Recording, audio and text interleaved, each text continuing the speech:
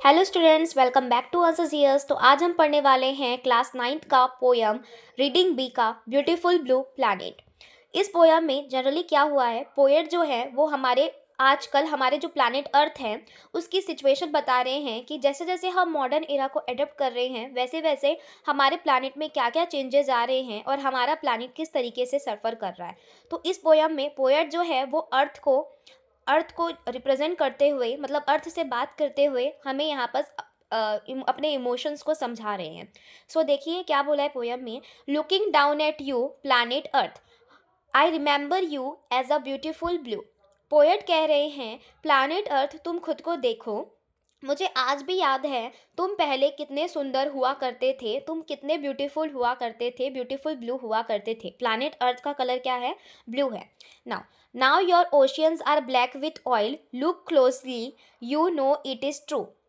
Poet कह रहे हैं कि पहले तुम कितने ब्यूटीफुल ब्लू हुआ करते थे, लेकिन आजकल तुम अपने ओशियंस को देखो, हम ओशियंस को पॉल्यूट कर रहे हैं, जिसके कारण क्या हो रहा है, वो पूरी तरीके से गंदा हो जा रहा है। जिसकी वजह से क्या हो रहा है, वो ब्लैक विथ ऑयल हो रहे हैं। सारी की सारी गंदगी जो मिलकर के ओशियन में चली जा रही है, जिससे ओशियंस जो है वो ओशियंस का पानी जो है वो खराब हो रहा है। तो वही यहाँ पर पोएट उसी सिचुएशन को समझाने की कोशिश कर रहे हैं। Look closely, you know it is true. तुम खुद को ध्यान से देखो, मैं जो कह रहा हूँ बिल्कुल सही कह रहा हूँ। फिर आगे पोएट कहते हैं your rain forest are all gone now.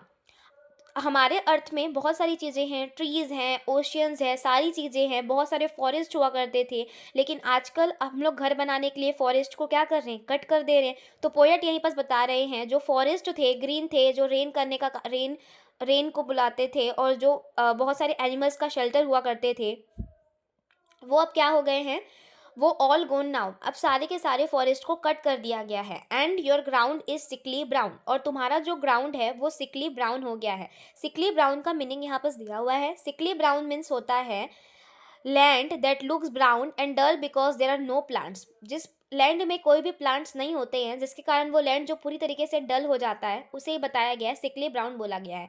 यहाँ बस आपका एक वर्ड मीनिंग है, तो आप इसे भी याद रखेंगे। आगे कंटिन्यू करते पोएम को। What in the world have they done to you, pretty planet in the round. अब यहाँ बस पोएट जो कह रहे हैं वो वर्ल्ड को बता रहे हैं, अर्थ को कह रहे हैं कि अर्थ तुमने लोगों को इतना कुछ दिया, लेकिन तुम्हारे साथ लोगों ने क्या किया। तुम कितने प्रिटी हुआ करते थे, अब तुम खुद को देखो, लोगों ने तुम्हारे साथ क्या किया है ना। Your white clouds once held fresh water. तुम्हारे जो वाइट क्लाउड हुआ करते थे वो पहले फ्रेश वाटर दिया करते थे। जो तुम्हारे बादल थे उससे बारिश होती थी, जिस कारण क्या होता था, फ्रेश वाटर होता था। लेकिन आजकल क्या कर रहे हैं हम, पोल्यूशन के कारण सारे के सारे जो हमारे क्लाउड है वो पल्यूट हो गए हैं, इन्वायरमेंट एयर जो पल्यूट हो गया है, जिसके कारण ना ही हमारी एसिड रेन की सिचुएशन बढ़ते जा रही है, और जिससे हमें फ्रेश वाटर पीने का पानी नहीं मिल पा रहा है। Now they are filled with acid rain, यही बताया गया है, एसिड रेन से फिल हो गया है। पहले वो कितना फ्रेश वाटर हुआ करता था, बट लेकिन पॉल्यूशन के कारण आज वो क्या हो गया है, एसिड रेन से भर गया है। Your plains are barren with erosion. तुम्हारे जो प्लेन्स होते हैं, जहाँ पर हम पहले एग्रीकल्चर वर्क किया करते थे, सारी की सारी चीज़ें किए जाते थे, अब वो ज़मीनें क्या हो गई हैं, वो ज़मीनें बंजर हो गई हैं। ठीक है। They were once overflowing with grain, जो पहले ग्रेन से ओवरफ्लो किया करती थी, जहाँ अनाज उगाया करते थे, आज वो सारी की सारी लैंड क्या हो गई है, बैरिन हो गई है, बिकॉज वहाँ पर एक्सेसिव एग्रीकल्चर कर दिया गया है, और पानी ना होने के कारण वो ज़मीन सूख गई है, जहाँ पर एग्रीकल्चर वर्क हम कर नहीं सकते और ग्रेन्स हम ग्रो कर नहीं सकते। तो यहाँ पर वही चीज़ें दर्शाई गई हैं। उसके बाद आगे पोएट कहते हैं अपने फीलिंग को एक्सप्रेस करते हुए प्लैनेट अर्थ से, when did your clouds turn such deadly grey, your air is impossible to breathe. पहले तुम्हारा जो एयर फ्रेश हुआ करता था, अब तुम्हारे जब क्लाउड्स जो हैं वो एक डेडली ग्रे कन्वर्ट हो गए, यानी पॉल्यूट हो गए हैं।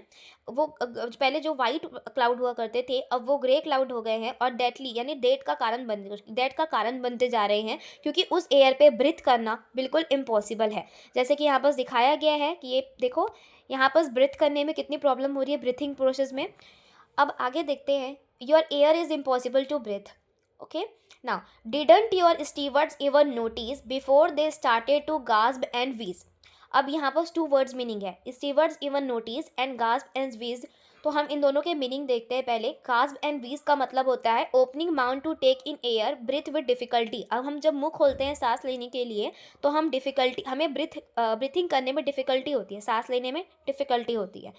एंड सेकंड है स्टीवर्ड्स, यानी कौन होता है, person who take care of people और हाउस होल्ड्स को टेक केयर करता है, उसकी बात की गई है।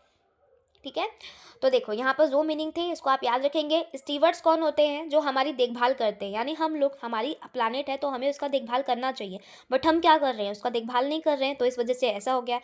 और बिफोर दे स्टार्टेड टू, क्या उनको अभी भी यहाँ पर लोगों को व्यंग्य किया गया है, ऐसा बोला गया है कि जो लोग तुम्हारे अर्थ में रहते हैं, यानी ह्यूमंस जो हैं, अगर क्या उन वो ये सब चीज़ें नोटिस नहीं कर रहे हैं, प्लानट्स में जो भी चेंजेस आ रही है, अभी तक उन्होंने ये सब चीज़ें नोटिस नहीं किया है क्या? क्या ये तभी नोटिस करेंगे जब उनको सांस लेने में तकलीफ होगी? क्या ये पहले भी कर सकते थे? ऐसा यहाँ पर कहा गया है। Could the power that be not save you from such dismal end, क्या उनमें इतना पावर नहीं है कि वो तुम्हें सेव कर ले, और अब ताकि तुम्हारा अंत ना हो। डिसमिल एंड यानी कि बहुत बुरा एंड हो जाएगा। प्लानेट अर्थ में जितना पॉल्यूशन बढ़ते जा रहा है, जैसे को power that be the protecting power of the saviour, जो सेवियर के पास प्रोटेक्टिंग पावर होती है, उसको बोला गया है। एंड डेटफुल डेट, जो हमारा एंड होता है, डिसमिल एंड यानी कि अनप्लीजेंट एंड जो होता है ना, उसको बोला गया है। सब कुछ खत्म हो जाएगा अगर तुम्हारे देखभाल करने वालों ने तुम्हारा देखभाल नहीं किया तो। You were so right in killing them off, now you can begin again. Will your next caretaker be smarter and take better care of you.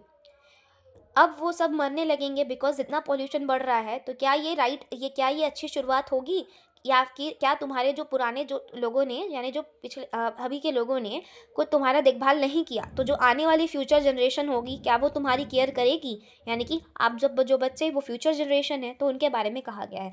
I pray they learn to be the protector, we miss you beautiful blue planet. तो वो दो यहाँ पर जो poet है वो pray कर रहे हैं और कह रहे हैं कि मैं ऐसी आशा करता हूँ, ऐसा प्रेयर करता हूँ कि जो जो आने वाली जो वो है जनरेशन जो है, वो तुम्हारे दर्द को समझे और हमारे प्लानेट को अच्छा बनाने में हेल्पफुल करे। और मैं तुम्हें बहुत मिस करता हूँ ब्यूटीफुल ब्लू प्लानेट। तो यहाँ पर जनरली पॉल्यूशन से रिलेटेड बातें की गई थी कि पॉल्यूशन के कारण जो हमारे अर्थ के साथ हम बुरा व्यवहार हो रहा है, जो हमारे प्लेनेट में प्रॉब्लम्स आ रही है, बहुत सारी बीमारियां आ रही हैं, बहुत सारे सांस लेने में तकलीफ हो रही है, ये सब के बारे में डिस्कस किया गया था। सो अब अपन को उसका मतलब, अब हमको कहा गया है कि वही इसलिए बोला गया है, लोगों को जागरूक किया गया है कि आप देखो और वो सिचुएशन को सही करो, क्योंकि फ्यूचर जनरेशन के लिए प्रॉब्लम हो जाएगी, और फ्यूचर जनरेशन का ये काम है कि वो उसको सेव करने में, ठीक करने में हेल्प करे। Thank you. आई होप आपको एक्सप्लेनेशन समझ आया होगा।